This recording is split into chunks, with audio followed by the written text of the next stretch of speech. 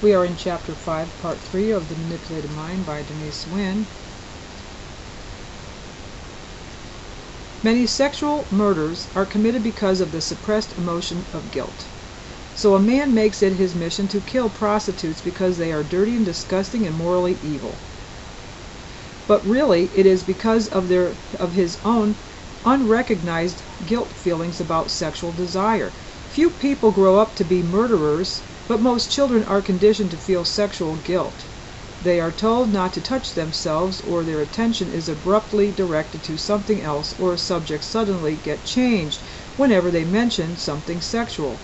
It may never actually be said, but somehow the feeling that sex is dirty or wrong, or not to be discussed, conveys itself to the child. The ensuing guilt arising from any sexual enjoyment may remain unfocused and therefore unidentified. Guilt feelings arouse anxiety. If the anxiety-inducing event is suppressed, the guilt and anxiety still remain, but we cease to understand the reason we feel them. Because guilt feelings are lurking somewhere below the surface of consciousness, most people are ready to assume guilt even when they are patently not guilty. So if a guest behaves rudely, a hostess may feel she is at fault. If someone receives no reply to a letter, it is really the recipient who is at fault for being lazy or forgetful. It is the sender who is convinced that he himself must have given offense. Because people are so ready to assume guilt, guilt is an easy emotion to induce and to play upon. Because it is so often formless, the real cause being hidden from consciousness, it can be manipulated to take on any shape.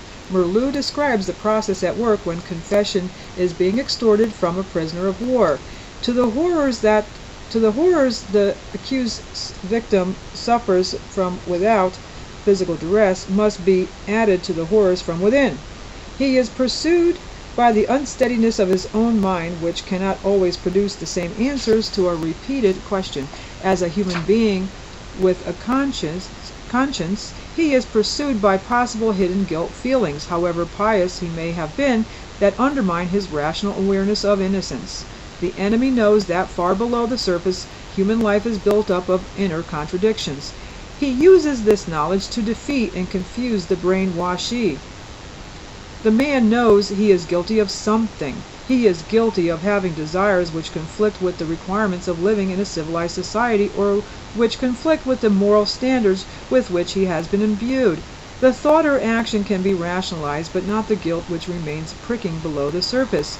Because he no longer remembers the why of the guilt, he assumes because he feels the guilt, he must be guilty of that of which he stands accused.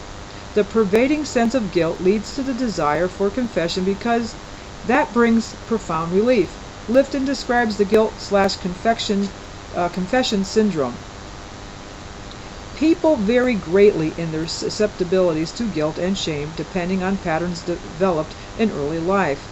But since guilt and shame are basic to human existence, this variation can be no more than a matter of degree.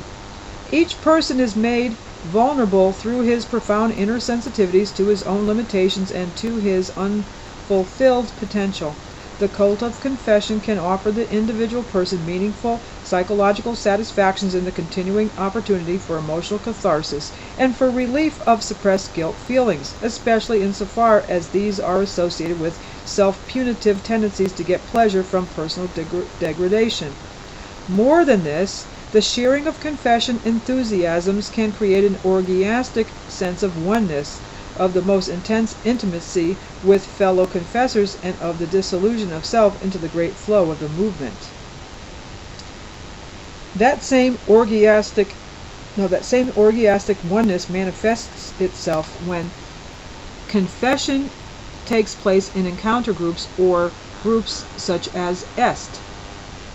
Some of the feeling may be explained by the cognitive dissonance theory. See Chapter 6. The person who reveals his taboo sexual desires for his mother to a group of total strangers has to resolve the dilemma of, I have just revealed my deepest guilt and fears, which I could only ever tell to someone who was very close to me.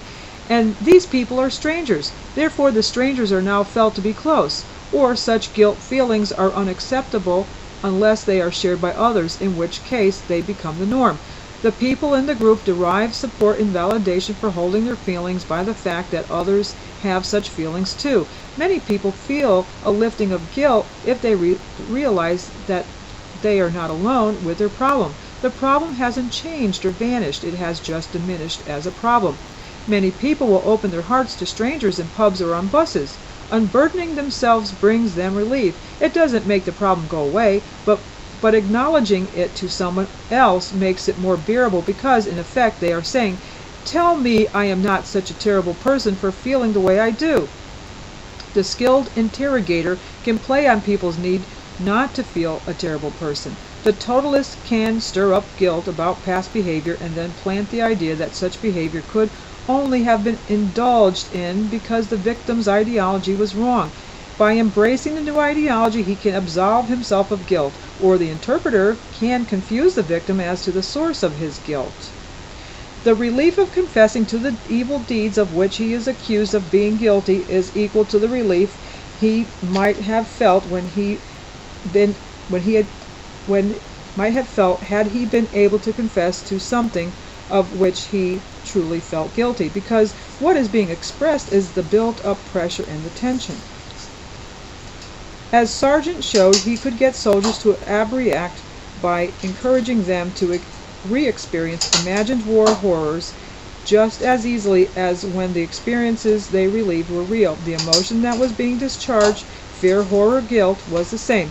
Society operates by the manipulation of guilt by the setting of rules which induce guilt if broken.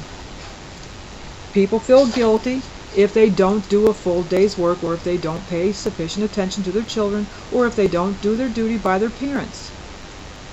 They may decide to break the rules, but they can't decide not to suffer the guilt, which can then be manipulated to ensure their compliance in some other unrelated circumstance. As in the thinking of the psychologists who recommended toy manufacturers to play on working parents' guilt at neglecting their children to ensure the selling of more toys, by the giving of which parents could compensate for their shortcomings. One of the earliest learning experiences for a child, which has long-lasting emotional effects, is that a power outside of himself takes ultimate responsibility for his actions. If he reaches for a book on a shelf and in doing so pulls down 50 others on top of himself, someone else appears on the scene to save him. If he puts out a hand to pick up a bright object on a counter in a shop, someone makes him put it down. Judged by the findings of Milgram's obedience to authority experiments, described fully in Chapter 6, it would seem that few people succeed in shaking free of the duty to obey authority figures and to think entirely for themselves. Parents, after all, are only the first in a chain of authority figures a child is subjected to. Society is based on authority figures. A child has to obey his school teacher if he wants to get on. The student has to obey the rules set by the examining authorities if he wants to get his degree. The adult has to obey his boss if he wants to keep or improve his job. But as Milgram said, obedience brings rewards. In our society structure, we come to expect someone to be in charge always. So, though a healthy parental attitude may equip a child to become confident, he may become confident of operating within the established system. And the system reinforces the early idea that he is never totally responsible for his actions. There is always someone else above to influence events. Religion, after all, is based on such a concept. The convention of the Deus Ex Machina has long enjoyed a vogue in the theater, not only because it eases the plot writer's task. It is comforting to believe that when the going gets too rough, a policeman or a good fairy or a long-lost uncle will turn up to resolve the sticky predicament. And I will stop it right there. And we will pick up in the next video. We are in Chapter 5